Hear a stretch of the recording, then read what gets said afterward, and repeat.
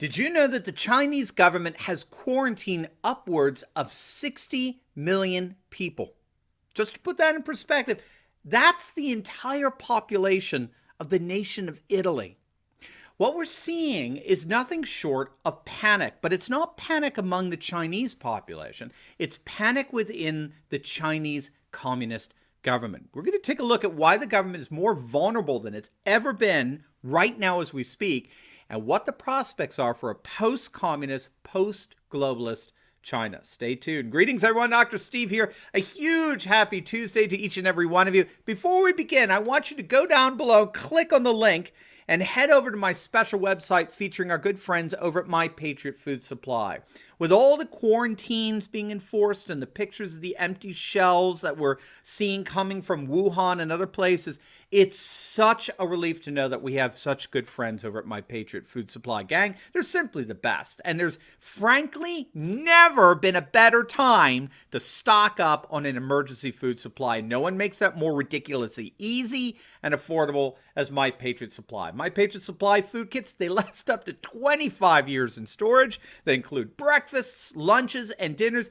And if you act right now, you'll save 40% on a 2-week emergency food kit when you go to my special website by clicking on the link below. Now, this is a limited time offer. Do not wait for an emergency to happen before you respond to one. Take action today by clicking on the link below and save 40% off with your 2-week emergency food kit. I've got mine. Make sure that you get yours. All right, so Madeline Kearns over at National Review, she has an excellent article on the question of whether the Chinese Communist Party is going to be able to survive this coronavirus. I'll link the article down below for your reference. I think you're going to really enjoy it. One of the things she reminds us of, which is very pertinent to her question as to the degree of vulnerability for the communist regime there in China, she reminds us that the coronavirus came against the backdrop of two major political upheavals for the Chinese government. So first, you of course had the mass protests in Hong Kong that basically demanded freedom from Chinese communist rule. So you had the protests on the one side, and on the other side, you had a pretty devastating, somewhat humiliating trade war with the United States that ended up forcing China's hand. China's been experiencing its slowest economic growth in 3 decades, and frankly, President Trump took advantage of that by threatening to slow it down even further, which did eventually cause the Chinese to blink and then agree to what's called phase 1 of the new trade agreement between the United States and China. So according to Kearns, you had two rather bad developments that served as the backdrop for what would end up being nothing short of a disaster for the Chinese Communist government. That's, of course, this mass outbreak, this pandemic of the coronavirus that has, for all intents and purposes, locked down and in many ways shut down the entire nation of China, Hong Kong included. Now, I would argue it's even worse than that because there were actually 3, not 2, but 3 very politically damaging events that preceded the virus outbreak. What Kearns overlooked was how the Chinese government had to dispose of tens of millions of pigs because of a swine flu epidemic that just devastated the pig population in China. And as a result, it crushed China's pork industry. I don't know if you know, but one of the the primary meat in China is pork.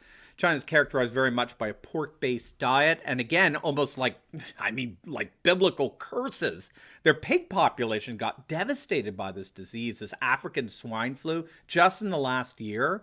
So they've been digging these mass graves and dumping tens of millions of pigs in them and just burning them up. I mean, it's absolutely crazy. Estimates are around over 300 million pigs have died as a result of the swine flu epidemic that's wiped out much of the pig population there in China. So what we have to appreciate here is that you have 3 major political embarrassments prior to the advent of the outbreak of the coronavirus. And that's made for a very, very tense situation within the Chinese Communist Party. Again, as I mentioned earlier, the Chinese government has now actually quarantined upwards of 60 million people. Again, that's the size of Italy. 60, I mean, let that hit you. 60 million people. That's almost the size of the entire United Kingdom.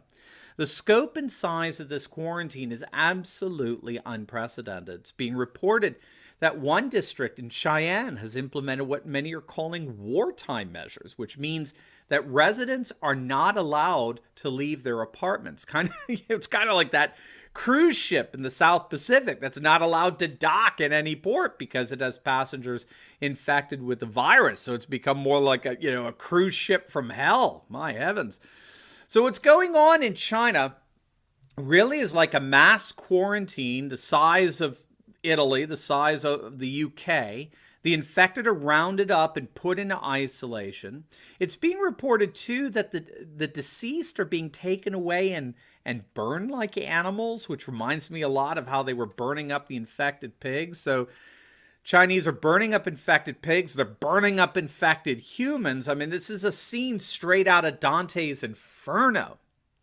Now, we did a video not too long ago on how the coronavirus may indeed be China's Chernobyl. You definitely want to check that out. That was our first video that we did of the coronavirus, a first of many more to follow. But this writer for National Review, Kearns, she draws a similar analogy. She notes that Mikhail Gorbachev, when he was speaking many years later after the fall of the Soviet Union, that Gorbachev admitted that it was the Chernobyl disaster more than anything else that opened up the necessity for the freedom of communication and, as a consequence, the freedom of expression. And as a result, the Soviet communist system just it couldn't stand any longer, not in terms of the way it was being practiced for decades prior to that.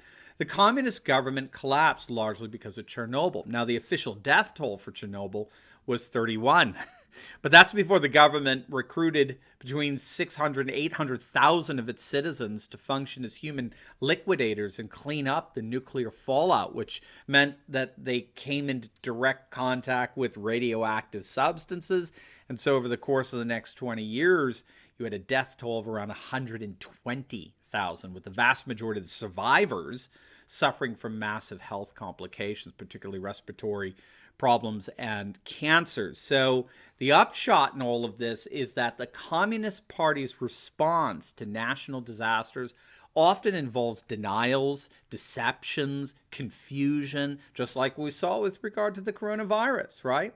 And like in the Soviet Union, we may indeed be seeing a massive surge in public resentment. Now, we noted in one of our last videos how people on the Chinese social media networks are really expressing their outrage against the Chinese government. People are learning that government officials did in fact know about this outbreak, and yet Wuhan officials still went ahead with a major banquet that involved over 40,000 families, which of course put everyone involved at immediate risk, not to mention an untold number of those who could be later exposed as a result of this public event. So you do have people coming out and boldly declaring that the coronavirus is in fact China's Chernobyl. You also want to check out a video we did on how the coronavirus is actually destroying Chinese globalism. Now remember, it's not just Western liberals who are pushing globalism, right?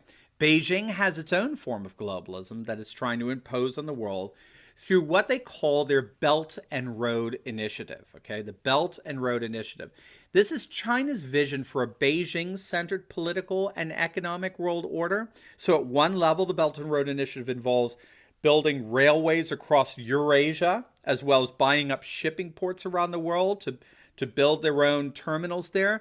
But of course, the whole point of the Belt and Road Initiative is to create economic conditions that force the nations that are benefiting from such conditions to side with China on all political issues. So they're combining their political and economic structures in an attempt to reconfigure the world around Beijing. The coronavirus is completely disrupting Chinese globalism. China's beginning to see, frankly, the world turn more and more away from Beijing. Already over 70 nations have closed their borders to China. And Chinese officials, they've actually had to come out and plead with nations not to take advantage of the situation by imposing tariffs on Chinese goods. I mean, it's really that serious.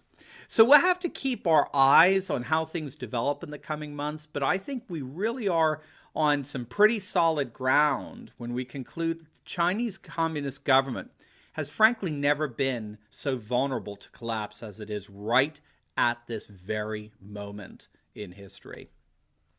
Now, before you go, we just uploaded a video on the coming collapse of the deep state. We looked at the latest moves by President Trump and Attorney General Bob Barr that indicate that the swamp is absolutely panicked. It really looks like indictments are about to fly all over D.C. You're going to absolutely love it. So make sure to click on the link and I'll see you over there. God bless.